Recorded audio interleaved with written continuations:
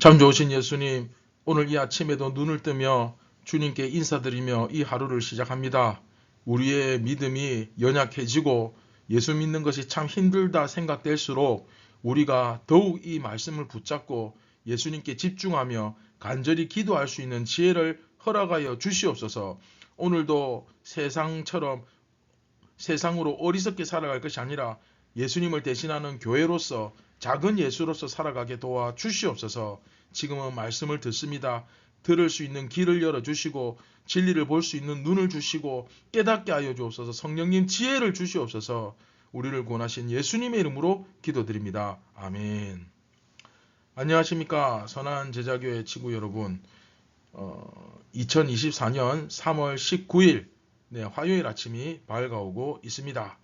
자, 42번째 이야기, 바울이 전한 복음의 핵심. 자, 오늘 마지막 시간이죠. 여러분, 부활장이 고린도전서 몇 장이라고요? 네, 15장. 15장인데 특별히 15장은 5개의 주제로 되어 있죠. 카이스티 스트럭처. 그 첫 번째 단락은 2개의 내용으로 되어 있는데 그 첫 번째 내용이 오늘 끝나는 겁니다. 1절부터 11절 아시겠죠? 자, 오늘 마지막 시간 확실하게 믿어야 한다. 한번 따라해 봅시다. 확실하게 믿어야 한다. 네, 고린도전서 15장 9절부터 11절 같이 읽고 경건의 시간을 시작하도록 하겠습니다.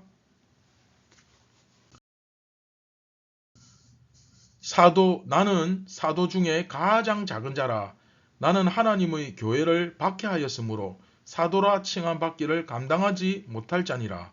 그러나 내가 나된 것은 하나님의 은혜로 된 것이니 내게 주신 그의 은혜가 헛되지 아니하며 내가 모든 사도보다 더 많이 수고하였으나 내가 한 것이 아니요 오직 나와 함께 하신 하나님의 은혜로다. 그러므로 나나 그들이나 이같이 전파하며 너희도 이같이 믿었느니라. 아멘.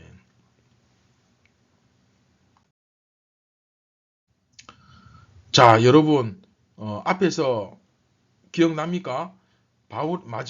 마지막에 바울이 방점을 콱 찌듯이 나도 그 중에 한 명이다. 나도 바로 그 예수님의 부활의 복음을 전하는 증인 중에 한 명이다.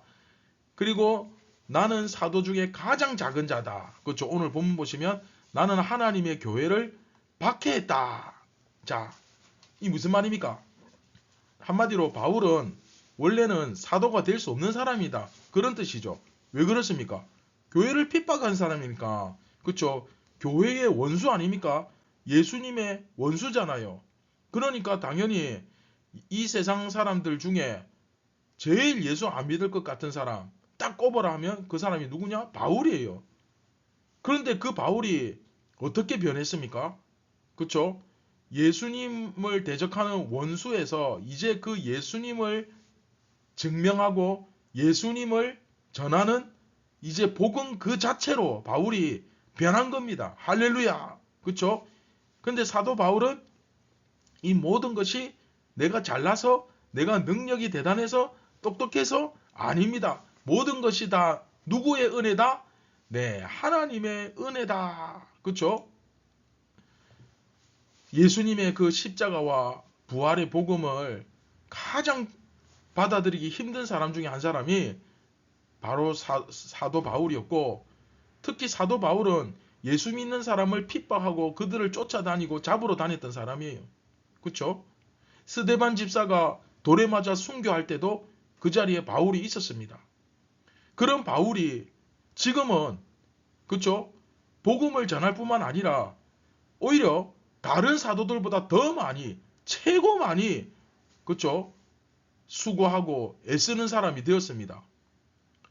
그래서 10절에 그러나 내가 나된 것은 하나님의 은혜로 된 것이다. 내가 지금 이렇게 된 것은 나의 나됨은 하나님의 은혜다. 그렇죠? 하나님이 나를 꽉 붙들어 주셔서 내가 뭐 대단하고 뛰어나서 훌륭해서가 아니라 예수님께서 나를 그렇게 해주셨다. 그래서 지금 내가 예수님의 원수였는데 지금은 베드로보다 더 많이 나는 지금 수고하고 있다. 솔직히 한번 봐라. 내가 지금 제일 열심히 하고 있지 않느냐. 이 모든 게 하나님의 은혜고, 그리고 뭐라는 겁니까? 부활은 확실하다. 그렇죠? 나같이 예수님의 원수와 같은 나 같은 사람이 지금 예수님을 믿고 있는데 예수님의 부활은 확실한 거 아니냐. 그렇죠? 그리고 1절 시작할 때 1절, 그리고 오늘 끝날 때 11절이 한 세트로 이루어져 있습니다. 그래서 1절 말씀 보시면 형제들아 내가 너희에게 전한 복음을 너희에게 알게 하노니 전했고 알게 되었고, 그리고 어떻게 너희가 받은 것이요 너희가 내가 전했고 너희가 알게 되었고 그리고 받았고 그 위에 어떻게 됐다? 섰다. 그리고 오늘 마지막 11절에 그래서 어떻게 되었다? 너희가 믿게 되었다. 이걸 이제 1절부터 11절을 딱 1절과 11절을 연결해서 마무리를 하고 있는 거예요. 그렇죠? 그 복음을 전했고 너희들이 받았고 너희들이 그 위에 똑바로 섰고 제대로 섰고 그리고 믿었고, 그렇죠? 그리고 끝까지 믿으면 구원이 이루어진다. 그렇죠? 자, 따라서 예수님의 부활은 부인할 수가 있다 없다? 없다. 예수님의 부활은 속일 수가 있다 없다? 없다. 예수님의 부활을 직접 보았다고 주장하는 증인들이 이렇게 많이 나타나고 있는데 지금, 그렇죠? 우리 앞에서 배웠죠? 한 명에서 베드로에서 12사도, 12사도에서 500의 형제 쭉쭉쭉 늘어나잖아요. 그렇죠? 그런데 정작 예수님이 부활하지 못했다. 예수님은 부활 안 했다. 이런 증거를 제시하는 사람은 단 한 사람도 없는 거예요. 왜 그렇겠습니까? 그렇죠? 예수님이 살아나셨으니까 당연히 예수님이 부활 못한 것을 증명할 길이 없죠. 예수님이 살아났는데 예수님이 살아나지 못했다는 걸 증명하려면 예수님 죽은 시체를 가지고 오든지 그 썩은 시체를 다시 파든지 뭐, 그쵸? 그냥 이거는 사람이 어떻게 다시 살아나? 나는 못 믿겠다. 그냥 그런 거지 실제로 그것을 증명할 수 있는 사람은 한 명도 없었습니다. 그럼 뭐 당연하죠. 부활하셨는데. 자, 여러분, 이번 이야기는 결국, 그쵸? 우리가 너무나도 많이 들어왔던 예수님의 그 십자가의 복음, 그쵸? 특별히 예수님의 그 부활에 대한 복음, 이것을 확실하게 우리에게 가르쳐 주는 그런 내용이라고 할 수 있습니다. 500명이 봤어. 내 눈으로 똑똑히 봤거든. 그들이 전부 동시에 다 봤거든. 그 중에 일부는 물론 죽었지만 대부분은 지금도 살아있고, 그리고 그러니까 그 당시에, 그리고 그들이 핍박을 받음에도 불구하고 예수 믿는다고 얼마나 많이 핍박했습니까? 그럼에도 불구하고 매 맞고 조롱당하고 무시당하고 그렇게 했지만 그럼에도 불구하고 예수님은 다시 살아나셨거든. 예수님 부활하셨거든. 그렇게 고백하고 있는 사람들이 지금도 얼마나 많으냐. 그런데 어떻게 예수님이 다시 살아났다는 것을 내가 거짓말할 수 있느냐, 부인할 수 있느냐. 여러분, 그 역사가, 그렇죠?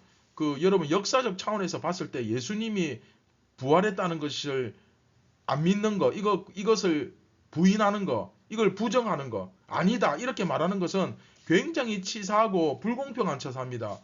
그렇죠? 왜 그러냐면 여러분 지금 우리가 현대 21세기를 살아가잖아요. 근데 여러분 그 역사책에서 배웠죠?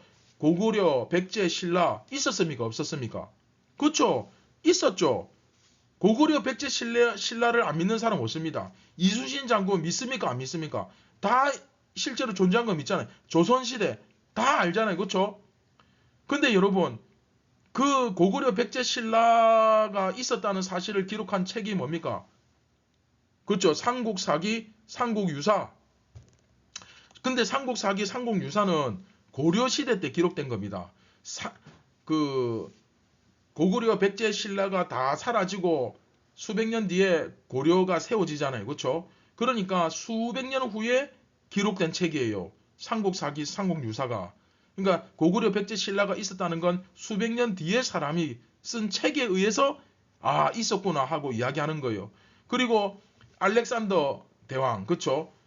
헤로도투스라는 그 역사가의 책에서 역사라는 책에서 헤로도투스의 역사라는 그 책에 알렉산더 대왕에 대한 이야기가 써 있으니까 그 마케도냐나 그 내용을 아는 거지. 그건 수백 년 뒤에 역사가가 쓴 거거든요. 그런데 여러분 성경은 어떻습니까? 성경은 예수님과 똑같은 시대, 동시대를 살았던 사람들이 쓴 글입니다. 뭐 헤로도투스니 사마천이니 삼국유사, 삼국사기 이런 것은 수백 년이 지났지만 성경은 그것과는 비교할 수 없는 바로 그 시대에 그 현 시대에 예수님을 직접 만나보고 그분과 함께 대화도 하고 그분과 함께 밥도 먹고 그분과 함께 살았던 사람들이 기록한 책이라고요. 그런데 성경을 안 믿는다. 여러분 이게 말이 됩니까? 그렇죠? 물론 사람이 어떻게 죽었다 다시 살아납니까? 그건 말이 안 되죠. 말이 안 되는데 그런데 놀라운 것은 예수님이 역사상 다시는 일어날 수 없는 전무후무한 이 사건에 의해서 그렇죠? 예수님은 이 사건에 의해서 넘어가 버렸는데 자 마무리하겠습니다. 예수님은 역사적으로 있을 수 없는 다시는 일어날 수 없는 이 인간이 죽고 다시 부활하는 이 사건에 의해서 우리를 구원하셨습니다. 할렐루야. 그렇죠? 이것은 역사적으로 진짜로 일어나는 일이지 그냥 부모님들이 목사님이 다른 사람들 교회 가면 전부 다 예수님 부활했다 하니까 에이고 부활했다고 치자 그냥 부활했겠지 그렇다고 치자가 아니라 정말로 확실하게 믿어야 됩니다. 수백 명의 증인이 있었습니다. 그들 눈으로 똑똑히 봤고 손으로 만졌고 다시 부활하신 예수님을 직접 보고 만났고 같이 식사도 했습니다. 그렇죠? 그런데 성경에서 다른 거는 뭐 의심할 수 있어요. 그걸 의심한다고 해서 이 사람 구원 못 받았다. 예수 안 믿는다. 이렇게 말할 수는 없습니다. 그런데 자 중요합니다. 예수님의 부활은 있을 수 없다. 예수님의 이 부활이라는 기적을 믿지 않는다. 그러면 그 사람은 그리스도인이 아직 되지도 못한 거예요. 그리스도인의 첫 단계조차도 밟지 못한 거예요. 그럼 그 사람은 구원을 받았다고 말할 수 없죠. 자, 중요합니다. 결국 예수 그리스도의 부활이 중요합니다. 이것을 온전히 확실하게 믿어야 됩니다. 그렇죠? 누가 고구려 신라 백제가 있었다는 것을 의심합니까? 우리나라에 조선시대가 있었다는 것을 의심하지 않잖아요. 그런 것처럼 예수님이 다시 살아나셨다는 사실을 우리는 의심해서는 안 됩니다. 무슨 그리스 로마 신화나 지어낸 이야기나 뭐 그런 것으로 생각해서는 절대 안 되죠. 우리의 믿음이 과연 이 확실한 부활 위에 제대로 똑바로 서 있는가? 나는 정말 이 예수님의 부활을 믿고 하나님의 나라를 정말 그 하나님의 나라 천국에 갈 것을 기대하면서 살아가고 있는가? 아니면 다 까먹고 그냥 주일날 일요일 되면 그때 가서 교회 오면 또 생각나서 예수님 이러고 있지는 않습니까? 이게 무슨 그리스도인입니까? 그렇죠?